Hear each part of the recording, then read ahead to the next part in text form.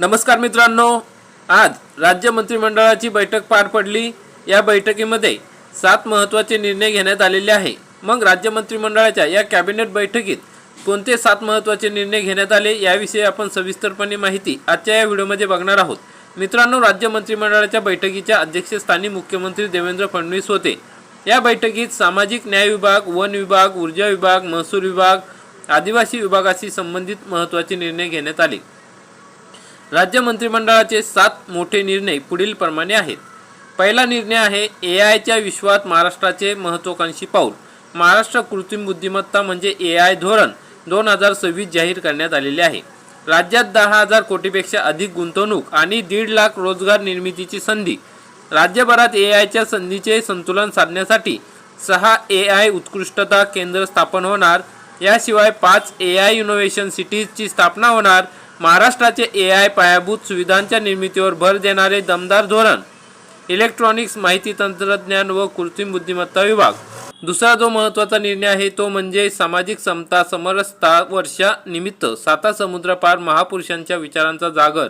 London school of economics and political science या प्रख्यात संस्थेत भारतीय संविधानाचे शिल्पकार भारतरत्न डॉक्टर बाबासाहेब आंबेडकर अध्यासन स्थापनेचा महत्त्वपूर्ण निर्णय। कायमस्वरूपी अध्यासनाच्या माध्यमातून भारतरत्न डॉक्टर बाबासाहेब आंबेडकर यांच्या नावाने डॉक्टरेटसाठी शिष्यवृत्ती देण्यात येणार आहे। महत्त्वाचा निर्णय आहे हरित महाराष्ट्र आयोगाची स्थापना करण्यात आलेली आहे। राज्यात 300 कोटी वृक्ष लागवडी। तिसरा महत्त्वाचा निर्णय आहे हरित महाराष्ट्र आयोगाची स्थापना। राज्यात 300 कोटी वृक्ष लागवडीकरिता महत्त्वाकांक्षी वृक्षारोपण मोहीम, पायाभूत सुविधा उपक्रमांचे नियोजन आणि अंमलबजावणी व संनियंत्रण यासाठी आयोग काम करणार।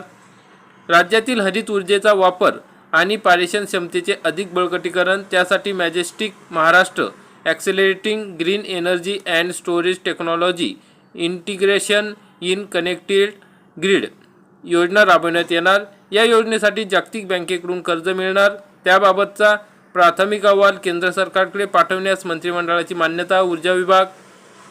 आणि 5वा महत्त्वाचा निर्णय आहे दिव्यांगांसाठी दिव्यांग शिक्षण भरारीला आणखी बळ। उच्च माध्यमिक परीक्षोत्तर शिक्षण घेणाऱ्या दिव्यांग विद्यार्थ्यांच्या शिष्यवृत्तीसाठी मिळणार गत 12 वर्षांनंतर पहिल्यांदाच भरीव वाढ।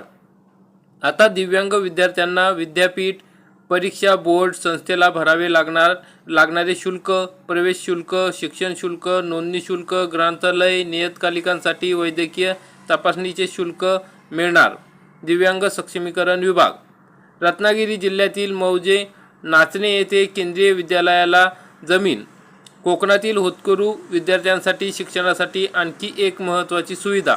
केंद्र सरकारचे केंद्रीय विद्यालय संघटन नवीन केंद्रीय विद्यालय उभारणार। मौजे नाचणे येथील 2.5 हेक्टर जमीन उपलब्ध करून देणार। 7 नंबरचा महत्त्वाचा निर्णय आहे आदिवासी आश्रमशाळेतील शिक्षकेतर कर्मचाऱ्यांना सुधारित सेवांतर्गत आश्वासित प्रगत योजना।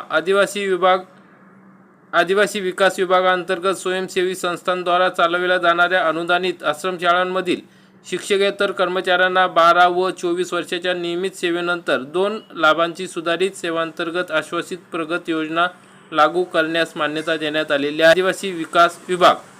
तर मित्रांनो, अशा पद्धतीने अतिशय महत्त्वाचे असे 7 महत्त्वाचे निर्णय घेण्यात आलेले आहे। तर अशा प्रकारची ही महत्त्वाची अपडेट होती। व्हिडिओ आवडल्यास व्हिडिओला लाईक करा, चॅनलला सबस्क्राईब करा। धन्यवाद।